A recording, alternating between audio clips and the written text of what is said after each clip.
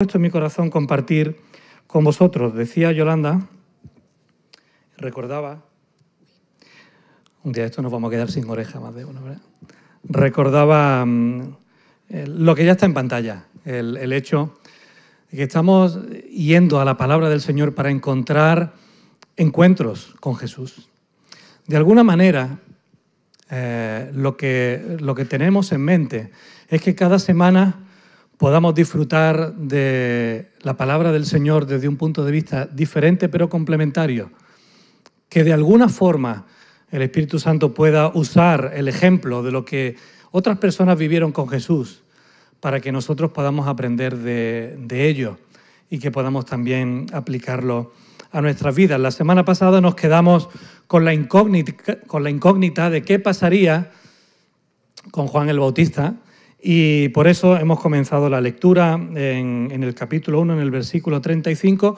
Os animo, si no estuvisteis la semana pasada, si no tuviste oportunidad de seguir la predicación, está en nuestro canal, en YouTube, puedes ir, recuperarla, refrescarla. Siempre es un buen ejercicio, ¿verdad?, recordar cosas.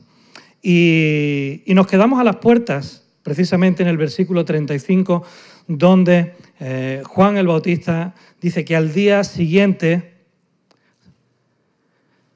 estaba con dos de sus discípulos y mirando a Jesús que andaba por allí dijo: «He aquí el Cordero de Dios».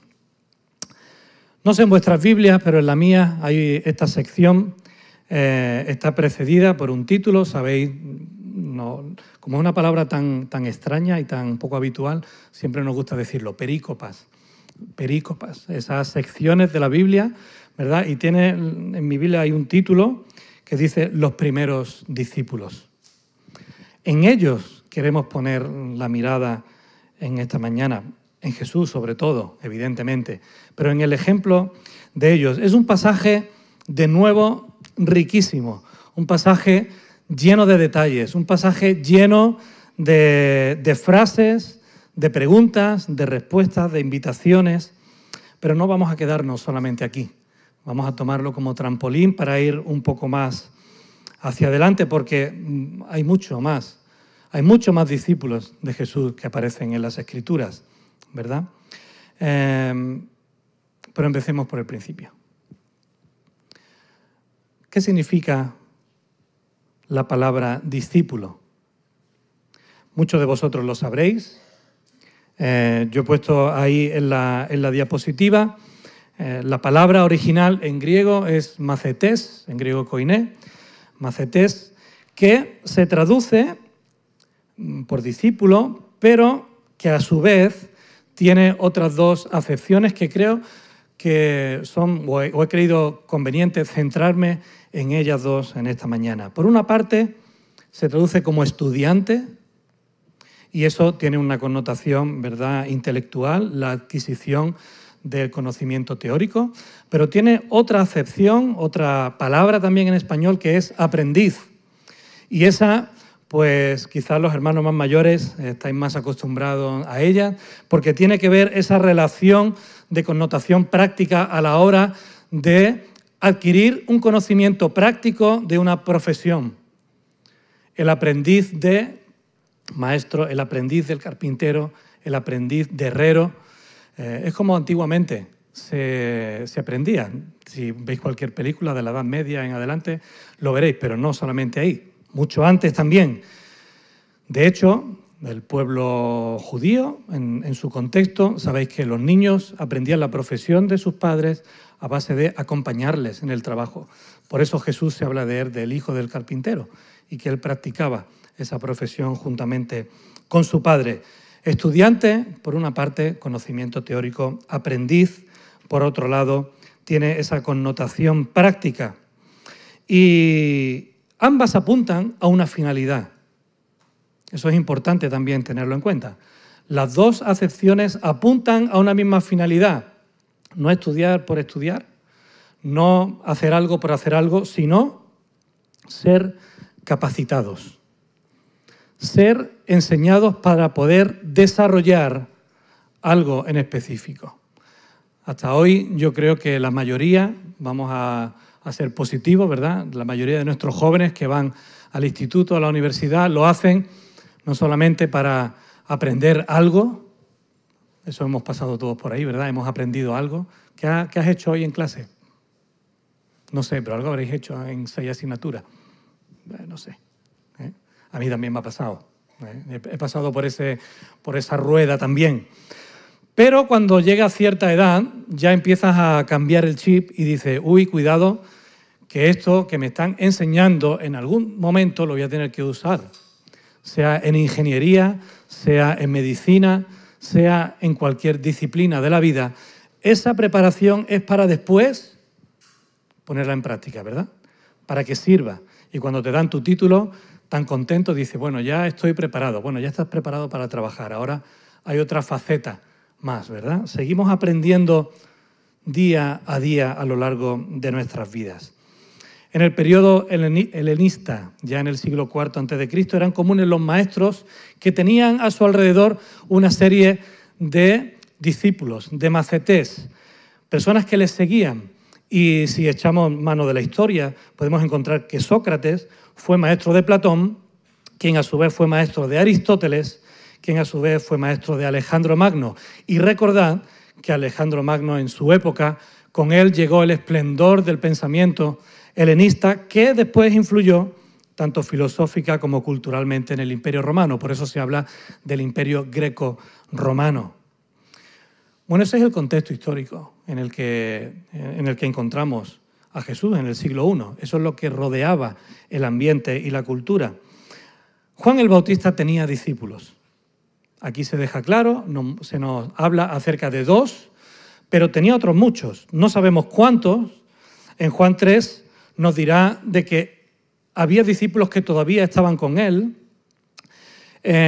Más adelante, en los capítulos 2, 5 y 11 de Mateo, en los otros 3 evangelios, se habla de que los discípulos de Juan el Bautista fueron a preguntar a Jesús acerca de él. Y después en Lucas 11 también se habla de otros discípulos de Juan. Hubo interacciones de los propios discípulos de Juan con los discípulos de Jesús y con los fariseos. Algunos llegaron a preguntarse por qué nosotros ayunamos y nos lavamos las manos y ellos no lo hacen. Tenía que ver con los rituales judíos. Pero en este momento, aquí nos encontramos, o nos vamos a encontrar, nos hemos encontrado y vamos a prestar atención a los primeros discípulos de Juan el Bautista que pasarán a ser discípulos de Jesús y a otros discípulos de Jesús que formarán parte de ese grupo. Juan sabía quién era Jesús y así se lo enseñó a sus discípulos. Eso es lo primero que vamos a ver. En segundo lugar, esa invitación de Jesús a gente normal y corriente como tú y como yo a entrar en una relación sobrenatural. Y en tercer lugar, a ser conscientes de que tú y yo mismos somos invitados a lo mismo. Tú y yo tenemos la invitación exactamente misma que Jesús hizo a esos primeros discípulos, que Juan hizo a los suyos, y por eso creemos pertinente hablar de esto. Esos serán los 3 puntos. Si queréis, los que estáis tomando nota, apuntarlos, ya tenéis ahí el esquema básico, y después vamos a ir rellenándolo. Pero vamos a orar. Siempre después de la introducción me gusta pararme y que podamos pedirle al Señor de que ese esfuerzo humano, ¿verdad?, que durante la semana he estado haciendo, el Señor lo pueda usar para bendecir nuestras vidas en este momento. Padre, estamos delante de tu palabra y tú nos dices que tu palabra tiene poder para transformar nuestros pensamientos y nuestra vida. Señor, que nuestro camino es un camino de bendición a tu lado y por eso queremos, Señor, entender la profundidad de lo que tú pides de cada uno de nosotros. Gracias, Padre, por tu palabra. Gracias por enseñarnos lo que tú hiciste cuando estabas aquí en la tierra. Gracias por el testimonio de tus discípulos. Gracias, Señor, porque tu Espíritu Santo sigue hablándonos. Y entendemos, comprendemos, Señor, y queremos pedirte que sea Él, tu Espíritu Santo, quien inspiró las Escrituras, que habla a nuestros corazones en esta mañana también. Gracias por todo lo que nos das, Señor, y toma también este tiempo como una ofrenda de olor fragante a tu nombre, como un acto de adoración al querer escucharte y querer obedecerte en lo que tú nos pidas, Señor. Te lo pido en tu nombre. Amén. Amén.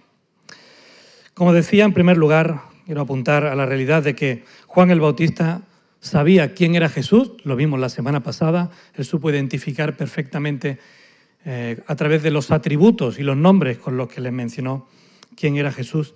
Y lo primero que vemos haciendo ahora a Juan el Bautista es, de alguna manera, propiciando un encuentro de sus discípulos con Jesucristo. En la lectura que hemos hecho se culmina toda esa lista de atributos que aparecen en Juan capítulo 1. Dijimos la semana pasada que Juan capítulo 1 contiene más nombres de Cristo, más atributos de Cristo que posiblemente ninguna otra parte de las Escrituras, concentrados en el capítulo 1. Y vamos a terminar la lista de la semana pasada. La semana pasada vimos que Jesús era el Verbo, que Él era en el principio de Dios, que Él hizo todas las cosas, que Él era la vida, la luz de los hombres, la luz verdadera que alumbra a todo hombre, el creador del mundo, el Verbo hecho carne que habitó entre nosotros, que Él era y estaba lleno de gracia y de verdad, que Él era el Señor del camino, que Él era uno, dijo Juan el Bautista, que era antes de mí, el Cordero de Dios que quita el pecado del mundo, el que bautiza con el Espíritu Santo, el unigénito Hijo, el Hijo de Dios. Y ahora vemos en esta conversación, hemos leído esta conversación con los primeros discípulos, que ellos hablan de Jesús y le llaman Rabí, que sabéis que traducido es maestro. Ahí ya nos está hablando de esa disposición, ¿verdad?, de estas personas que conocían la identidad del que había de venir, que en cuanto escucharon a Juan el Bautista, a su maestro decir, he aquí el Cordero de Dios, ellos automáticamente se van y siguen a Jesús y le llaman Rabí. Y Jesús le dirá algo que después veremos. Mesías, hablan de quien escribió Moisés en la ley, Jesús, hijo de José, Nazareno. Todo eso lo dice Felipe ahí, en un momento. Hijo de Dios, Rey de Israel, Hijo del hombre. Juan el Bautista enseñó muy bien a sus discípulos acerca del Mesías, el que prometían las Escrituras. Y estos, por su parte, confiaban en la palabra de su maestro, así que cuando le escucharon decir, este es el Cordero de Dios, ellos automáticamente deciden seguir a Jesucristo. Y detrás de Él, algo tendrá que decirnos, algo tendrá que enseñarnos. Y ellos le dicen, Rabí, ¿dónde moras? En ellos nació ese deseo intenso, no solamente de conocer a Jesús, como algunos de nosotros podemos tener. Algunas veces me han preguntado, dime una persona que te gustaría conocer. Si pudieras cenar con alguien, si pudieras pasar un rato con alguien, ¿con quién sería? Bueno, yo tengo ahí mi lista de personas que por algún motivo me gustaría conocer. Pero ellos no tenían solamente ese deseo de conocer a alguien influyente, a alguien importante. Ellos querían y sabían las implicaciones de llamarle Rabí, maestro. Ellos querían pasar tiempo con él, ellos querían ir a su casa y querían estar allí. ¿Cuántos de vosotros os gustaría pasar el resto del día como ellos? Dice que eran la cuarta vigilia, sobre las 4 de la tarde. ¿Cuándo os gustaría a vosotros pasar, estar allí desde las 4 de la tarde hasta el día siguiente con Jesús en su casa? ¿Alguno de vosotros? ¿Sí? Pues algunos igual os quedáis con las ganas, no os veo muy convencido de ello. Es verdad también que tenéis la mascarilla puesta, pero creo que sería un deseo de todos nosotros. Una de las cosas, Kit Kat, una de las cosas que más me gustó de la película La cabaña, ciencia ficción, ¿verdad? Pero una de las cosas que más me gustó fue intentar ponerme en el lugar del personaje y decir, ¡buah! ¿Realmente estaremos a solas delante del Señor por la eternidad? ¿Tendrá el tiempo para cada uno de nosotros? ¿Me podré dar ese paseo con Él a solas? Yo lo anhelo y espero que eso sea algo que se cumpla. estaremos la eternidad con Él. Pero ellos anhelaban estar con Jesús y pasaron el resto del día. Jesús les regaló el privilegio de que fueran los 2 primeros discípulos de Él. Llegarían a ser apóstoles. Y Juan el Bautista supo exponerles a esa influencia, como dijimos la semana pasada. Él tenía muy claro cuál era su rol, cuál era su papel. Y llegó a decir, es necesario que yo, ¿recordáis? Que yo mengüe para que Él crezca. ¿Qué pasa a continuación? Pues a continuación lo que ocurre es que de estos 2 discípulos, uno se nos dice el nombre, ¿verdad? Andrés, tiene un hermano que era Pedro. Pues Andrés lo primero que hace cuando termina ese encuentro con Jesús, ¿qué es? Él va a buscar a su hermano. Y le dice, Pedro, que sepas que hemos encontrado al Mesías. Hemos, importante. Andrés se incluye dentro de esa comunidad de aprendizaje junto con Juan el Bautista y el resto de sus compañeros. Así que de Pedro no se nos dice mucho, de Simón, hemos adelantado su nombre, ya lo sabemos, no se nos dice mucho, solamente que Jesús, cuando le ve aparecer, actúa como su dueño absoluto. ¿Notáis el detalle? Tú ya no eres Simón, tú eres Pedro. Te voy a cambiar el nombre. Eso era un privilegio que solamente los amos de esclavos tenían el derecho de hacer. Así que Jesús empieza y toma la iniciativa en esa conversación desde este momento ya. Pedro, el discípulo, una de las características principales es que es alguien que hace discípulos. No va a aparecer ahí en pantalla, pero creo que queda bastante claro, ¿verdad? El discípulo hace discípulos. No es alguien que quede tranquilo con haberse encontrado con el Maestro. Es alguien que, sabiendo quién es Jesús, que sabiendo las repercusiones para su vida, de lo que supone tener un encuentro con Él, va y lo comparte con otros. Lo interesante es que es lo mismo que ocurre después con Felipe, pero si nos centramos en Andrés, la nota característica de Andrés en los evangelios, ¿sabéis cuál es? Que siempre le encontramos, siempre que aparece Andrés en la Escritura, tenedlo en cuenta, siempre va a traer a alguien delante de Jesús. Eso que hizo con Pedro, lo hizo después en la multiplicación de los panes y los peces con el chaval. Fue él quien trajo y dijo, Señor, aquí este chaval tiene esto, a ver qué podemos hacer con ellos. Es el mismo Andrés que después, cuando Felipe le dice, oye, que hay aquí unos griegos que quieren conocer al Señor, no te preocupes, venid para acá. Yo os llevo delante del Señor. Señor, aquí esta gente, a ver qué hacemos con ella. Ese es el rol de Andrés y parece que él lo tiene asumido, su personalidad. Tú necesitas al Señor, ven que yo te llevo. Tú necesitas a Jesús, ven que yo te llevo. Tú quieres saber y conocer más de Jesús, ven que yo te llevo. Felipe hará lo mismo después con Natanael cuando tiene su encuentro con Jesús.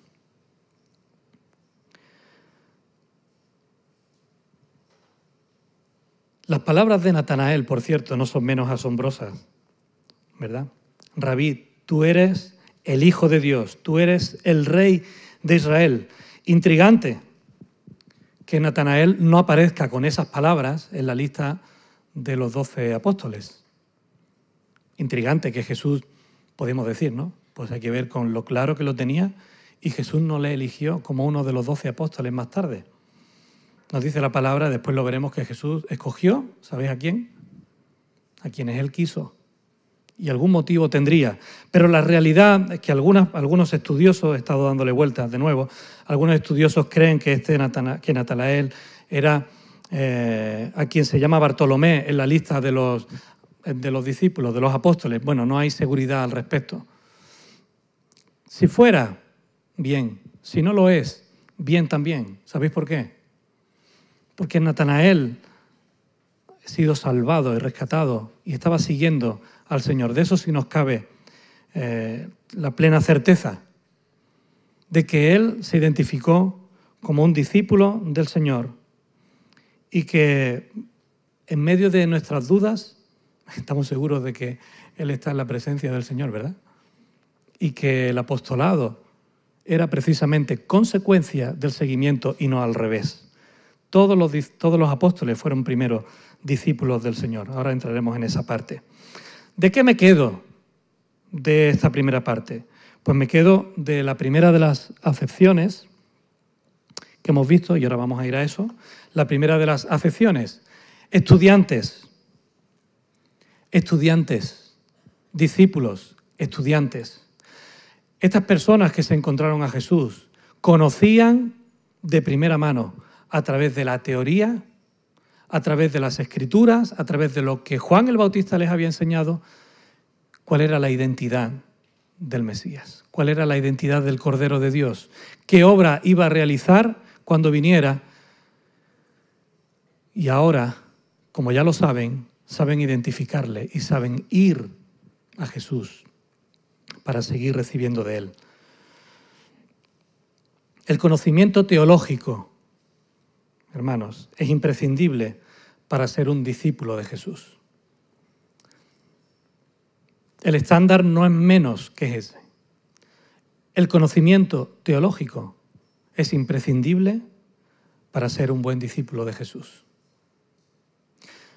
Parece muy pomposo, pero ¿qué es el conocimiento teológico? Simplemente la teología es la ciencia que estudia a Dios, pues conocer a Dios, saber bien quién es Él.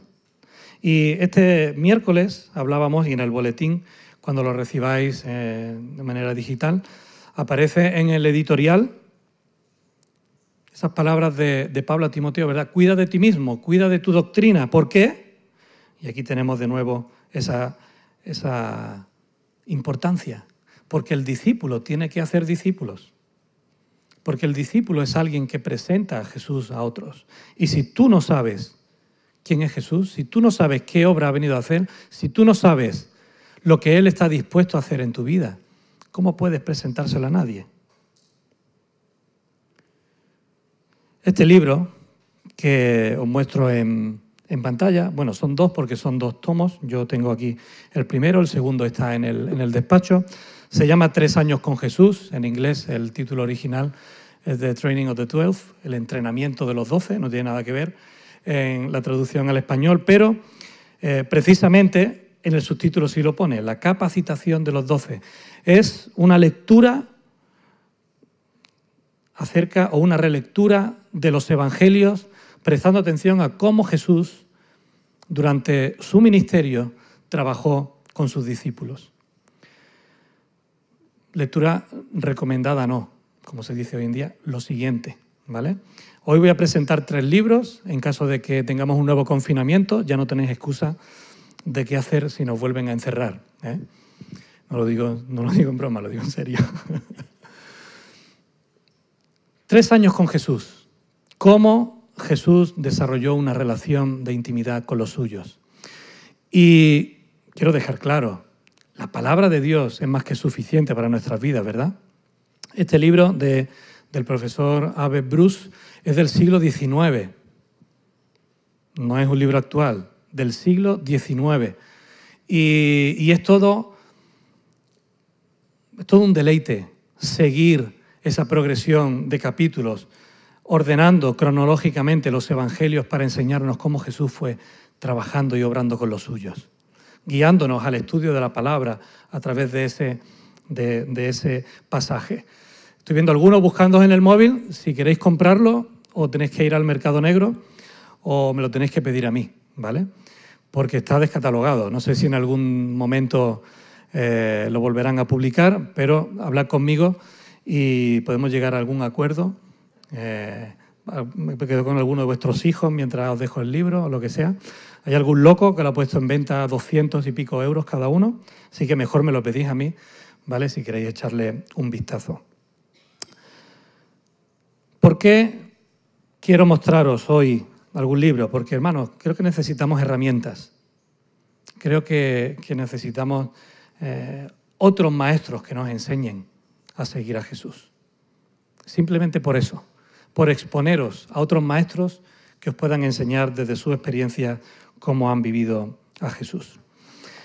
Jesús invita a gente normal y corriente a entrar en una relación sobrenatural en lo siguiente que hemos dicho. Voy a dejar esta diapositiva así como recurrente para que no se nos olvide, ¿vale? No penséis que es que estoy volviendo atrás. Simplemente quiero que la tengáis ahí porque tiene que ver con la segunda acepción de discipulado, de discípulo, y es esa parte práctica.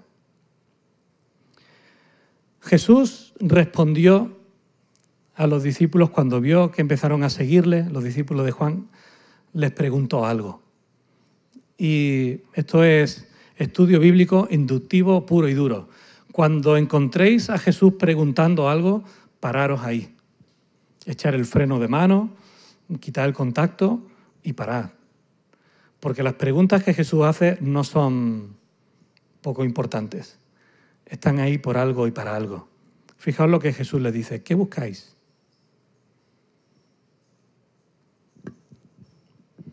Todo aquel que se acerca a Jesús busca algo, ¿verdad? En las Escrituras y hoy en día también. En las Escrituras vemos a personas buscando explicaciones, buscando aclaraciones, buscando enseñanza, buscando sanidad, buscando mediación, buscando un favor, buscando justicia, buscando juicio, buscando aprobación, buscando vida eterna. Y por eso no es una mala pregunta para que tú te la hagas también en esta mañana. ¿Qué buscáis de Jesús? Cada uno de vosotros, ¿qué busco yo de Jesús? La respuesta no es menos desafiante, ¿verdad? Cuando le dicen, queremos saber dónde vives. Dice, pues venid y ved. Esas dos preguntas, esa es la pregunta y esa respuesta, deberíais marcarla en rojo en vuestra Biblia. Si tenéis aplicación, seleccionar y subrayar. Porque Jesús los invita a casa a pasar allí el resto del día hablando, como os decía anteriormente. Pero esa expresión, ven y ve, experimenta por ti mismo, sigue siendo la clave para saber quién es Jesús y poder seguirle. Sígueme, le dijo a Felipe, al igual que más adelante diría a Mateo. Y además le dice, cosas mayores que estas verás. Natanael, si te crees que porque yo ya sabía quién eras y dónde estabas, allí debajo de una higuera, posiblemente estudiando, es posible, porque es lo que se hacía, yo ya te veía. Y Natanael dijo, pues si tú me has visto allí, realmente tú tienes que ser el Hijo de Dios, tú tienes que ser el Mesías prometido, tú tienes que ser el Rey de Israel. Jesús le dice, cosas mayores que esta verás. Esto no es nada, prepárate, Natanael, por lo que está por venir. Y lo mismo digo, si estás aquí y nunca has tenido un encuentro con Jesús, lo que podamos decirte de aquí no es nada comparado a lo que Él puede hacer en tu vida. No es nada.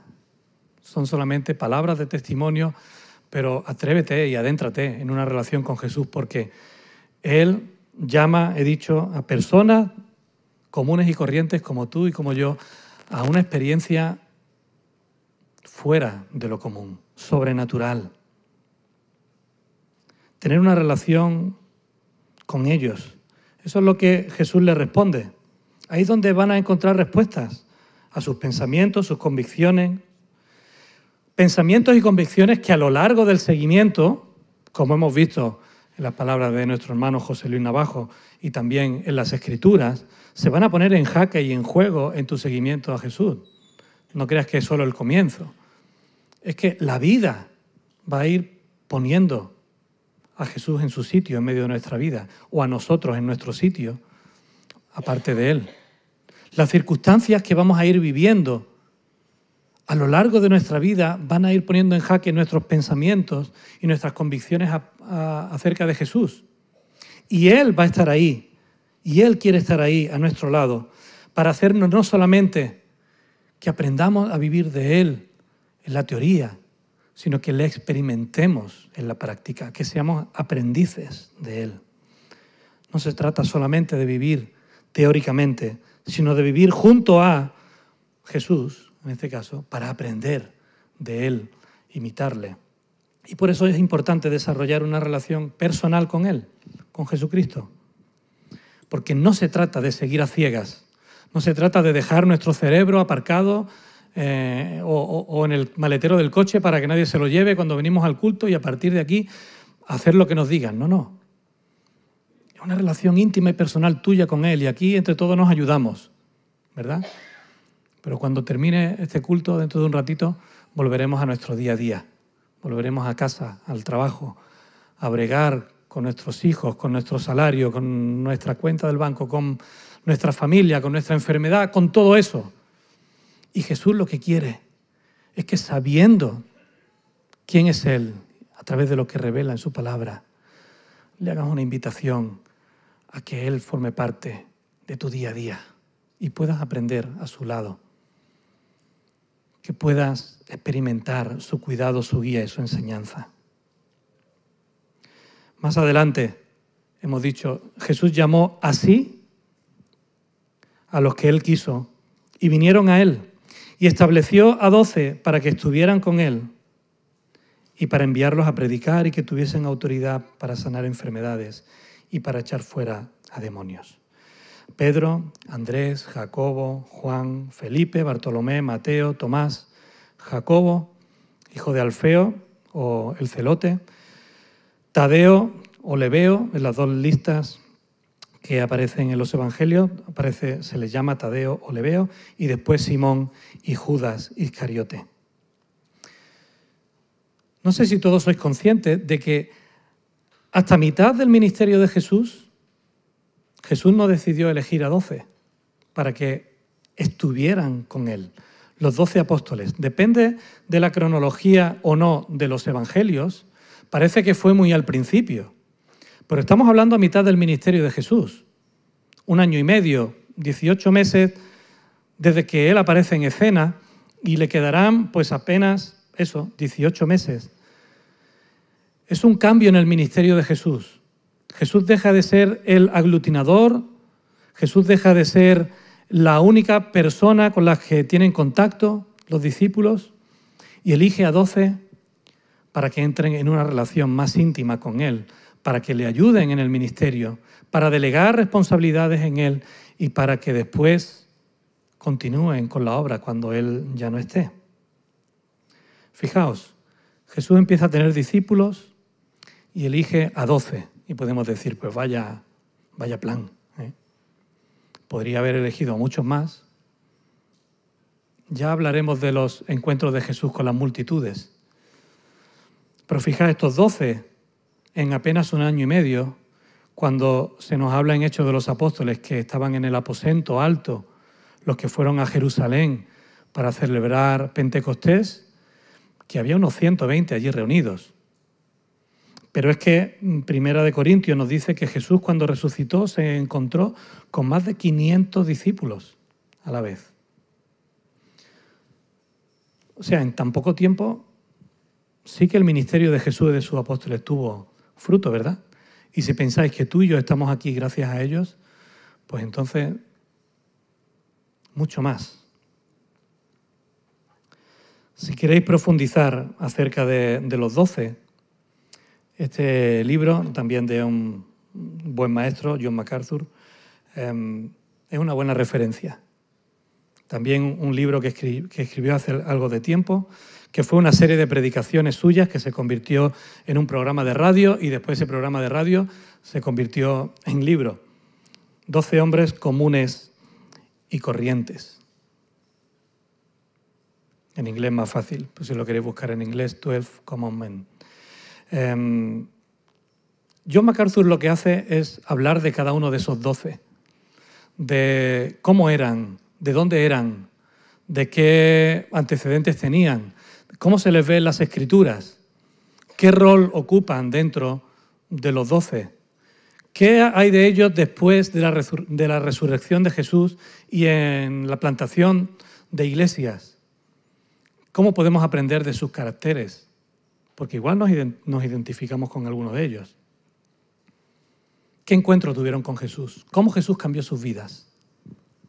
Segunda buena lectura, lo tengo por aquí, este sí está más accesible, este podéis comprarlo. Si alguien quiere echarle un vistazo después o en el despacho, pues me lo dice. Ahí está en mi librería. Tú y yo somos invitados a exactamente lo mismo que los discípulos. Esta mañana le mandaba un mensaje a mi amigo José de Segundo, Emilio José Cobo. Le conocisteis porque estuvo aquí hace apenas, el año pasado, en noviembre, director del Ministerio de Juventud y, compañero de trabajo. Y le decía, oye, que sepas que voy a usar tu definición de discipulado en el culto de hoy. Porque muchas veces hablamos de discipulado y podéis preguntar, ¿pero de qué hablamos? Cuando hablamos de un proceso de discipulado, ¿de qué estamos hablando hoy en día? ¿Verdad? Pues Emilio usó esta definición en un trabajo de la asignatura de discipulado en la facultad y él dijo, y sigue pensando hasta donde me ha dicho esta mañana, que es el proceso concienzudo y bíblico-pedagógico que, basándose en el modelo de Jesús, busca una doble finalidad en el neófito. Y él es muy intencional al usar estas palabras. Neófito, una palabra bíblica, una persona nueva en la fe. Capacitarlo espiritualmente de manera integral, es decir, en todas las áreas de su vida, para alcanzar madurez plena en Cristo y adiestrarlo para que el discípulo, a su vez, sea apto para discipular a otros. Es decir, enseñarnos bíblicamente acerca de quién es Jesús y en la práctica de qué rol quiere jugar Jesús en nuestras vidas. ¿Para qué? Para que, aprendiendo a ser un discípulo, invitemos a otros a que lo sean también. Nada más y nada menos, pero las implicaciones son profundas, ¿verdad? Esos hombres y mujeres que Jesús llamó, que son como tú y como yo, que eran como tú y como yo, normales y corrientes, jóvenes, adultos, ellos fueron descubriendo progresivamente que todo lo que decían de Jesús, la teoría de las Escrituras, era cierto. Esa práctica, esa vivencia, esa gracia y el poder de Dios que estaba con él. Sin embargo, no fue hasta que Jesús resucitó que ellos descubrieron en la amplitud de la terminología bíblica lo que significaba que Jesús era el Mesías. ¿Quién era realmente él? Y no fue hasta Pentecostés que ellos experimentaron esa llenura del Espíritu Santo y esos planes que Jesús tenía para ellos se revolucionaron en sus vidas, porque Jesús ya sabía lo que ocurriría, ¿verdad? Pero déjame decirte algo. Tú y yo ya sabemos la historia. Tú y yo la tenemos delante. Podemos leerla, podemos indagarla, podemos estudiarla, podemos aprender de Jesús viendo lo que las Escrituras nos hablan de él. Así que hay muchísimo en las Escrituras acerca de Jesús que ya pueden servirte de manera personal para la pregunta trascendental de tu vida. ¿Estás siguiendo a Jesús? Posiblemente has empezado, posiblemente aún no te has decidido, posiblemente ya lleves tiempo, pero no te preocupes, porque ser un discípulo de Jesús es un proceso de toda la vida, hasta que estemos en su presencia. Por eso vemos a Pedro, a Simón Pedro, con su fuerte carácter al principio, pero después le vemos al final siendo un maestro y un pastor noble, humilde, que Jesús ya ha hecho una obra en su vida con el paso del tiempo. Y tú y yo estamos en ese proceso de día a día, de seguir conociendo a Jesús, de seguir conociéndonos a nosotros mismos, que nos conocemos menos de lo que creemos, y de dejarle a Jesús, que Él sí que nos conoce de manera completa, que Él obre en nuestras vidas. Algunos dicen que la vida de seguir a Jesús es una vida contracorriente. Yo no creo que sea contracorriente, yo creo que es contraterrestre, porque es ir radicalmente en contra de lo que este mundo nos dice. Y eso, déjame decirte, que es la mejor bendición que puede ocurrir en tu vida. Porque este mundo va descontrolado, sigue dando vueltas a la misma velocidad, pero se descontrola por momentos.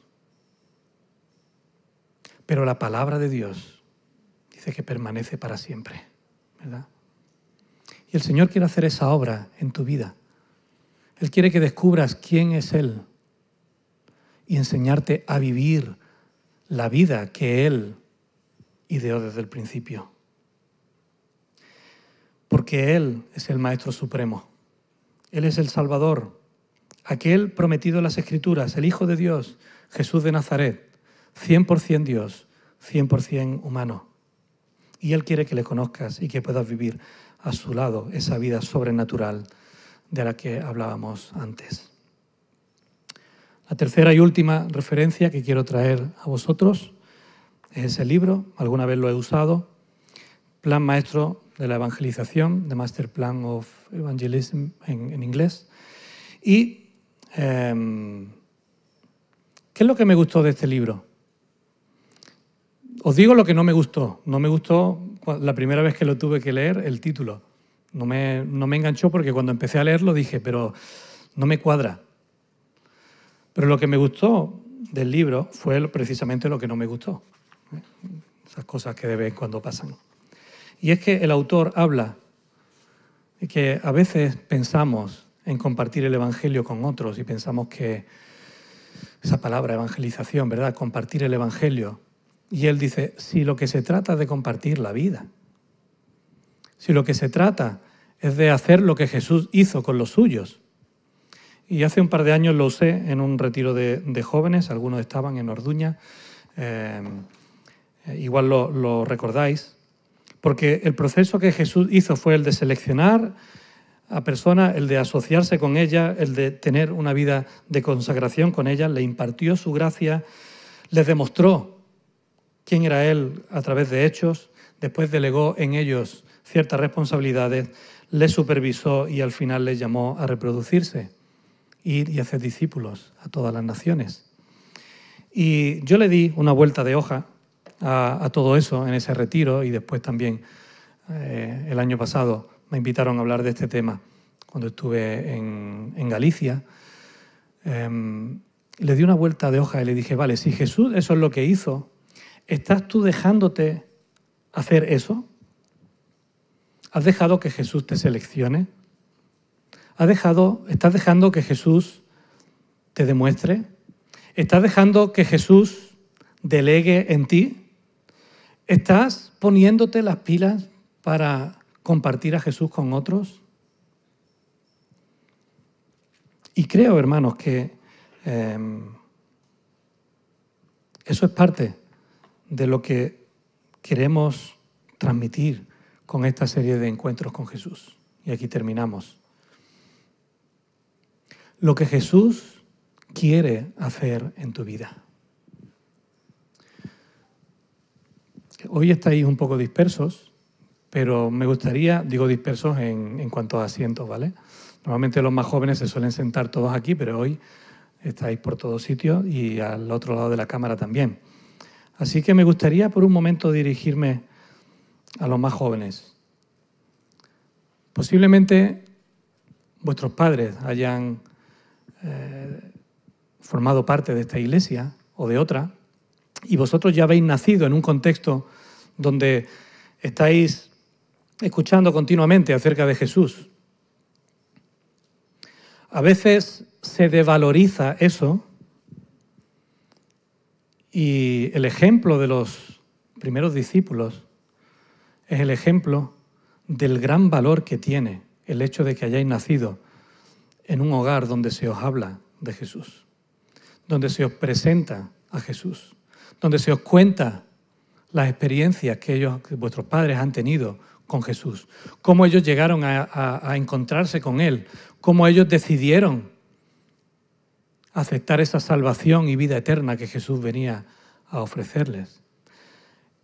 Ese es el contexto teológico que vosotros ya tenéis. Tenéis un montón de información. Como José Luis Navajo decía, y nosotros hemos experimentado, y muchos de vosotros desde pequeñitos íbamos a la escuela dominical. Y esa enseñanza llegó un momento en que no cayó en saco roto. Estaba ahí.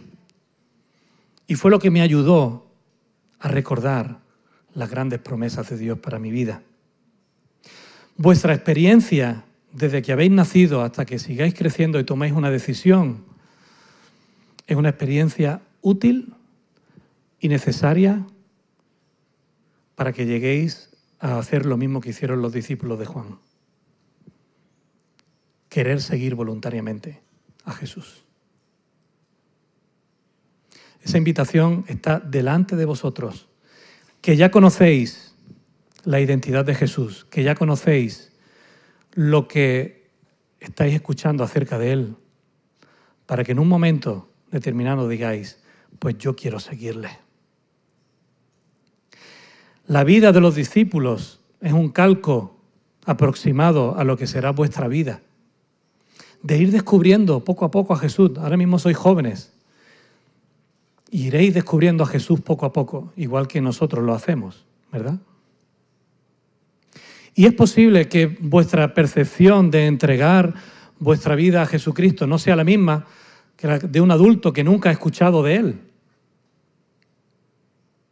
que se os presenta a Jesús y que tengáis un encuentro con Él y digáis, ¡buah, pues yo ya no quiero vivir en una vida como la que llevaba antes! Yo quiero cambiar, que mi vida sea transformada. ¿Sabéis qué? Eso lo hablaremos la próxima semana, irá especialmente dirigido a los adultos. Pero vosotros, jóvenes, adolescentes, chicos que estáis aquí en esta mañana, que estáis escuchando a Jesús, es a vosotros que quiero deciros, no despreciéis eso. Tenéis una riqueza en vuestras vidas. Ahora tenéis que decidir seguirle. Esa decisión solamente podéis tomarla vosotros. Porque sabiendo quién es Jesús, podéis decidir, pues yo quiero seguirle por el resto de mi vida. Yo quiero seguirle por el resto de mis días. Yo quiero seguirle y pedirle que sea Él mi maestro personal. Quiero seguir aprendiendo de Él en la teoría, pero también en la práctica. Quiero profundizar en su conocimiento. Quiero que Él esté a mi lado. Quiero que Él me guíe. Por eso en esta mañana quiero retaros directamente a vosotros y deciros, he aquí el Cordero de Dios, he aquí el Salvador del mundo, he aquí vuestro Redentor, he aquí el único que puede dar sentido a vuestras vidas, he aquí Jesús de Nazaret, Dios hecho hombre, totalmente humano, totalmente rastreable históricamente hablando. El único que ha muerto y ha resucitado. El que quiere que pases la eternidad con Él. No lo dejes. Ojalá quieras irte a casa. Y ojalá quieras que ese irte a casa esta mañana sea como ir a casa de Jesús, como hicieron los dos discípulos. Para aprender de Él y para aprender a seguirle. Si hoy quieres decidir seguir a Jesús en tu juventud, en tu niñez, sabiendo plenamente quién es Él, hoy es el día, si quieres hacerlo. Hoy es el día en el que puedes decirle, Jesús, yo quiero seguirte. Yo quiero entregarte el resto de mi vida. Yo quiero vivir esta vida incipiente, posiblemente, que acaba de comenzar hace poco. Quiero vivirla el resto siguiéndote a ti y dejándote que tú seas mi maestro. No vas a tener un mejor maestro en tu vida, ni online, ni en ningún canal de YouTube, ni nada. Y nuestro deseo es ayudarte a que esa decisión puedas tomarla y puedas entregar tu vida a Jesús. Es posible que lleves tiempo, que seas adulto y lleves tiempo con nosotros y que estás escuchando hablar de Jesús continuamente y aún no hayas decidido seguirle. Hoy también es el día para ti. Hoy también es el día en el que puedes decir, yo quiero seguirte, Jesús. yo quiero entregar mi vida a ti. Quiero que me salves, quiero que me transformes, quiero que me cambies.